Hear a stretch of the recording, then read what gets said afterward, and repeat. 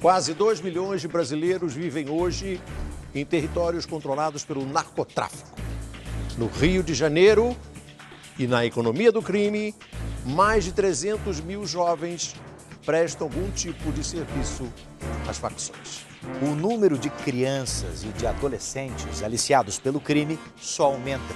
O que você vai ver agora foi obtido com exclusividade pelo Núcleo de Jornalismo Investigativo da Record TV. São depoimentos dos chamados soldados do tráfico. É a nossa reportagem da semana.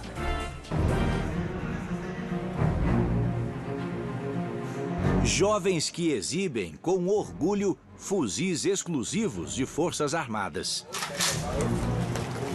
Na visão deles, entrar para o mundo do crime foi uma maneira de combater o preconceito e a falta de perspectiva. As oportunidades que não surgiu na minha vida, eu estudo, é uma opção essa, mas é um bicho para a sociedade, entendeu? Arriscando a própria vida dia e noite, desde muito cedo. 13 anos de idade.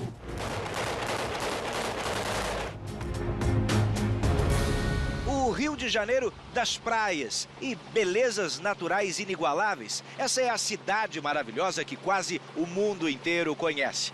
Mas a poucos quilômetros daqui fica uma cidade quase que esquecida, que pouca gente aceita debater e discutir. São mais de 700 comunidades. O Rio é a cidade do país com o maior número de habitantes morando em aglomerados subnormais. Esse é o termo que os estudiosos usam para definir as favelas. Segundo o IBGE, quase 2 milhões de pessoas vivem em áreas assim. A maioria dominada pelo narcotráfico. Essa não é uma daquelas histórias que ganham as telas do cinema. Não é de interesse do Estado, nem do tráfico. Mas é uma realidade que não pode mais ser ignorada, simplesmente porque não é invisível. Está aqui, ao nosso redor, produzindo efeitos dramáticos para quem mora aqui ou para quem mora logo ali à frente. Por isso, com calma e insistência, a nossa equipe ouviu jovens que pegam em armas, seja para matar, seja para morrer. Uma juventude à deriva, refém de suas próprias escolhas. Nesta reportagem, não é possível dizer o local exato onde as imagens foram gravadas. Foram 2 meses de negociação e muitas regras a seguir. Normas impostas por uma das maiores facções do Rio de Janeiro para dar seu testemunho. O repórter investigativo Daniel Mota teve acesso a um território onde o Estado não consegue entrar. Neste vídeo de celular, um exemplo. Os próprios moradores ajudam uma viatura policial que se perde na entrada de uma das áreas proibidas da comunidade. Tá errado, paizão! Tá errado! Volta, Chico! Volta, pai! Caso os policiais insistissem mesmo em entrar, enfrentariam a resistência dos soldados do tráfico. Estes rapazes se intitulam assim. Formam um grupo de elite na segurança de um dos morros cariocas. Não fomos autorizados a mostrar todos eles. Uma espécie de supervisor escolheu quem conversaria com nosso produtor. Eles são cercados de muito mistério. Não quer caô pro Estado, mas se quiser caô também, o pau vai quebrar, gente. Os soldados do tráfico passam dia e noite armados, sempre à espera de uma guerra. Mas o que os levou a escolher esse tipo de vida? Eu tive uma oportunidade na sociedade, então a única porta que se abriu para mim foi a porta do tráfico. Devido com a situação, com o estudo, aí que eu tinha para crime. Do trabalho destes jovens depende a segurança dos chefões. Eles patrulham uma área onde a droga fica armazenada antes da venda e onde se faz a contabilidade do dinheiro arrecadado. Primeira coisa é ter responsabilidade. ser um cara verdadeiro, porque se não for verdadeiro, não vai colar com nós. Eles carregam fuzis que não são encontrados no mercado legal. Normalmente, só forças de segurança estrangeiras usam armas assim. Munição capaz de atravessar paredes e coletes à prova de balas. São armas letais utilizadas em guerras ao redor do mundo. A gente pode citar Vietnã, Guerra do Iraque, do Camboja, enfim, todas as guerras e grandes combates ao redor do mundo. Nessa imagem nós vemos um fuzil 762, quantidade de disparos por minuto aí chega a 600, 700 disparos dependendo do armamento e da munição. Nessa imagem temos diversas armas, temos um fuzil 556, um fuzil que está substituindo o 762 ao redor do mundo, porque ele é um fuzil mais leve. No mercado paralelo, fuzis como estes podem chegar a R$50 mil cada. Mas os soldados do tráfico não quiseram responder como conseguiram o armamento. No caso da pistola 9mm, ela é uma pistola normal, semiautomática, e é colocado um dispositivo que popularmente é conhecido como kit rajada. Nesse dispositivo ele transforma essa arma praticamente numa metralhadora, né? Quantidade de tiros, 20 tiros por segundo, chegando a 1.200 disparos. Logicamente tem que ter um carregador para isso, então, mas é só uma média de 20 disparos por segundo. É aqui de cima que você consegue entender a razão para armas tão poderosas, capazes inclusive de acertar e até de derrubar uma aeronave, como essa daqui. É que num território tão complexo quanto das comunidades, a polícia não é a única inimiga e os fuzis acabam exercendo um certo controle também na guerra entre facções. E nesse caso, é favela contra favela.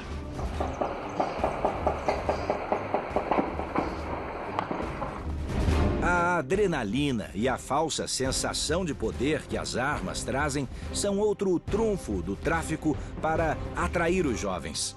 Uma armadilha para recrutar mais e mais criminosos. Você não tem presença de fuzis ostensivamente sendo mostrados em nenhum outro lugar do Brasil. Mas isso se consolidou no Rio de Janeiro. Ou facções do crime, ou são milícias que também andam armados e também entregam armas para os jovens. Esse tipo de criminalidade criou essa coisa chamada ostentação. E que às vezes o jovem está mais procurando esse tipo de afirmação naquele instante da sua vida do que propriamente o dinheiro. Este rapaz de 24 anos foi atraído pelo tráfico. Antes, tinha uma vida como a de qualquer outro jovem. Trabalhava, estudava, tinha uma vida normal. E a vida agora não é normal, não? Continua sendo, mas aí dentro da nossa comunidade. Nosso estilo de vida, de viver aqui, outros têm estilo de viver lá fora. Ele não pode descer o morro. Os companheiros de arma também não. Por segurança, a vida social passa a ser restrita ao território que ele pretende defender com suas armas. Primeiramente, tem que ser conhecedor, a gente tem que conhecer aqui. Também não é qualquer um que vai ficar perto de nós. Não é brincadeira, é vida que está em jogo. O número de crianças com idades entre 10 e 12 anos que entram para o tráfico de drogas no Rio de Janeiro só cresce. Passou de 6,5% em 2006 para 13% em 2017. E outro dado alarmante: de cada 10 traficantes, 6 têm entre 16 e 24 anos. Os dados são da ONG Observatório de Favelas. As justificativas são quase sempre as mesmas. Eu prefiro essa vida, eu acho que era a melhor opção para mim, entendeu? Ajudar minha família, entendeu? Não tive um estudo, então o único caminho que teve para mim foi isso aí mesmo. Aos 31 anos, ele deixou para trás um sonho comum a muitos garotos pobres do Brasil. Ser jogador de futebol. O trabalho no tráfico de drogas é considerado um dos piores do mundo pela OIT, a Organização Internacional do Trabalho, um órgão ligado à ONU. Eles devem ser tratados em caráter de urgência, né? Dar prioridade total à eliminação dessa forma de trabalho infantil. Para Maria Cláudia, uma série de políticas públicas equivocadas contribui para o crescente número de jovens ligados às drogas. Você tem uma escola que muitas vezes não acolhe esse adolescente, espanta.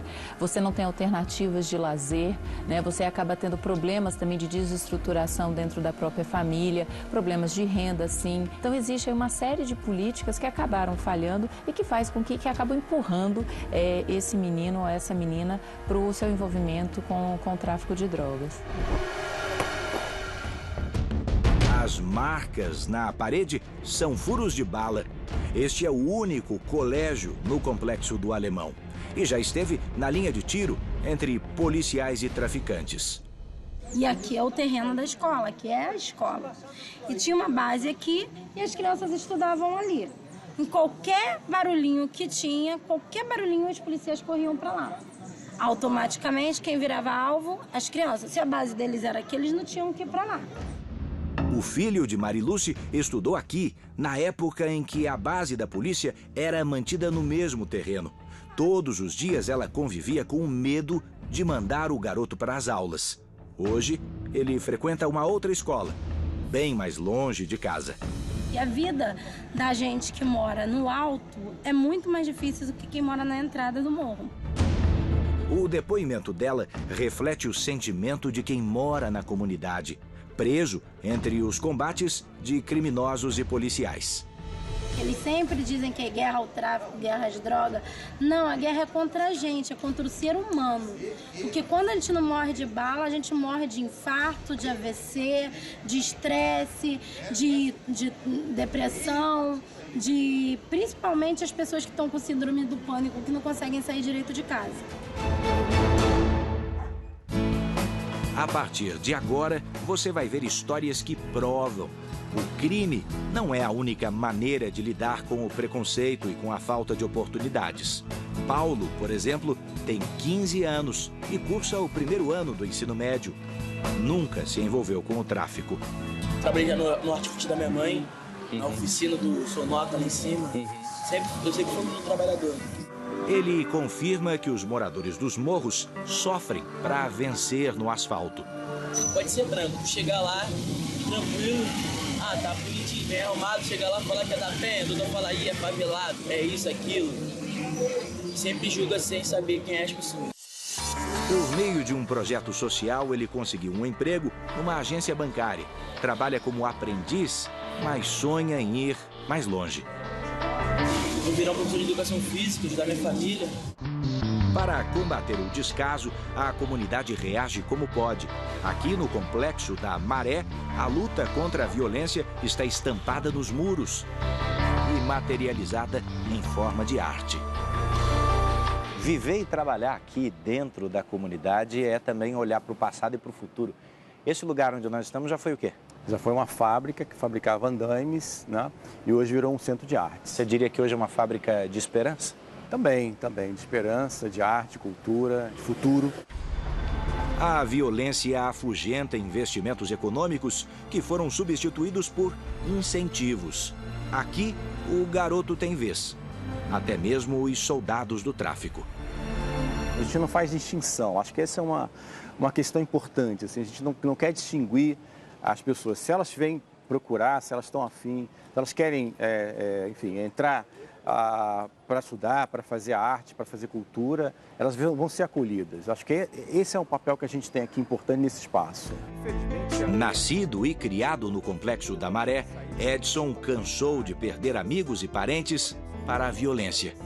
A gente tem tido alguns tiroteios, alguns confrontos bastante complicados, bastante sérios, que tem colocado a vida das pessoas em risco, das crianças em risco. Segundo especialistas, parte da sociedade ainda prefere ignorar a violência nas comunidades. O grande desafio é justamente tirar esse público dessa invisibilidade, seja o morador que ordinariamente está na favela, seja esses jovens que atuam no crime, que sempre atuam de forma diversificada. É muito importante compreender esse fenômeno para melhor atuação das políticas de segurança pública. Senhor, bom dia. Desculpe incomodar vocês aí, vou atrapalhar o tempo não. Estou na luta aí correndo atrás honestamente. Este jovem sabe bem o que é se sentir invisível. Depois de 12 anos no tráfico e 8 anos preso, hoje tenta vender produtos de limpeza entre os carros na entrada da favela. Eu tô vivendo pela minha família. E é fácil sair? Não, senhor. É difícil. Eu não tô no mesmo bairro que eu morava, não. Se voltar, o que acontece? Se eu voltar pro mesmo bairro, não. Se eu voltar pro mesmo bairro, eu vou acabar me envolvendo novamente, entendeu? Mas eu não sou obrigado a me envolver, não. Eu me envolvo se eu quiser. O músico que você vê aí iniciando a garotada do morro no mundo das artes já foi um adolescente rebelde e revoltado. Faz o dó ali, o ré, aqui ó. Aos 17 anos, Marcelo perdeu o pai durante a chacina de Vigário Geral. Em 93, a favela foi invadida por um grupo de extermínio que executou 21 moradores, num dos maiores massacres do Rio de Janeiro. Meu pai foi uma das vítimas, assim como meu pai, como alguns primos meus, alguns amigos meus, né, que acaba sendo vítima dessa grande violência que atinge os moradores de todas as comunidades carentes, né? Quantos parentes você já perdeu para essa violência no Rio? De bastante parentes já, amigos. A minha maior perda mesmo foi do meu pai, né? Porque isso me marcou muito. Depois disso, ele esteve ao lado dos traficantes, até sair. Acabei me envolvendo de uma maneira ou de outra com o tráfico. Nunca fui traficante, mas o simples fato de você estar junto, né? Os próprios traficantes, na época, eles viam que eu não tinha nada a ver com aquilo. Porque eu sempre despertava a atenção da galera com o meu jeito artístico, cantando e fazendo música. E foi com a música que ele ajudou a criar a ONG Heróis do Complexo. O que é necessário é mostrar que tem uma série de outros campos da vida onde é possível brilhar e ter satisfação e ter sucesso. Por isso que cultura e arte são tão bons e tão fortes para afastar uma certa garotada naquele momento. O projeto já existe há 25 anos e a gente trabalha com a dança, com o teatro, com a capoeira, né, com a cultura em geral e com o esporte, dando visibilidade, dando oportunidade aos menos favorecidos de todas as comunidades do Rio de Janeiro. Vamos nos unir nesse momento. Aos poucos, Marcelo trocou o futuro incerto por uma esperança no mundo melhor. A gente vive numa desigualdade muito grande nesse país. E a gente precisa dar oportunidade. A palavra é essa, dar oportunidade. Ser humilde da favela não é crime, não. Aos 16 anos, este adolescente está com um pé dentro e outro pé fora do mundo do crime. Ele tenta deixar os furtos para trás. Há 2 anos, no centro do Rio, ele cometeu o primeiro furto. Invadi um carro que tinha um casal. Aí, nesse casal, eu fui e peguei uma bolsa onde tinha pulseira de R$300. E falar dos telefones. Mas amizade é umas influências que te leva para tu cometer um negócio desse. O jovem repetiu o crime algumas vezes, sempre que precisava de dinheiro para festas com os amigos. Chegou a embalar drogas, mas não era um trabalho fixo. Carnaval, que não fui no primeiro dia, fui no segundo, chegou no último dia, a casa caiu. Era só furto, era só pegar e sair correndo. O que vocês diziam? Ameaçava. Ó, se gritar não vai bater. Aí a vítima ficava com medo, mostrava medo pra nós. Era nessa que nós vinha, recolhia tudo e ia embora. Só que na última tentativa, ele e os amigos foram pegos pela Guarda Civil. Me levaram lá pra delegacia de Copacabana. Aquilo ali já mostra, já. Pô, isso não é vida pra ninguém. Nem por meus inimigos eu desejo pra eles estar ali dentro. Pensava assim, onde que eu fui metido? O adolescente só encontrou a família de novo 3 dias depois. Quando eu saí, a primeira coisa que eu fiz foi agradecer a Deus, pedir desculpa à minha mãe. Não quero te dar essa decepção, fazendo você ficar procurando por mim em presídio. O jovem é um retrato vivo de como muitos soldados do tráfico começaram. Só que mudou de ideia. No presente, Ele cumpre uma medida socioeducativa e quer ter um futuro melhor. Mas será que ele tem medo de uma recaída? Eu tenho medo de ter recaída porque eu sei que eu não vou ter essa recaída. Eu sei que eu não vou ter, eu sei que eu mudei para melhor.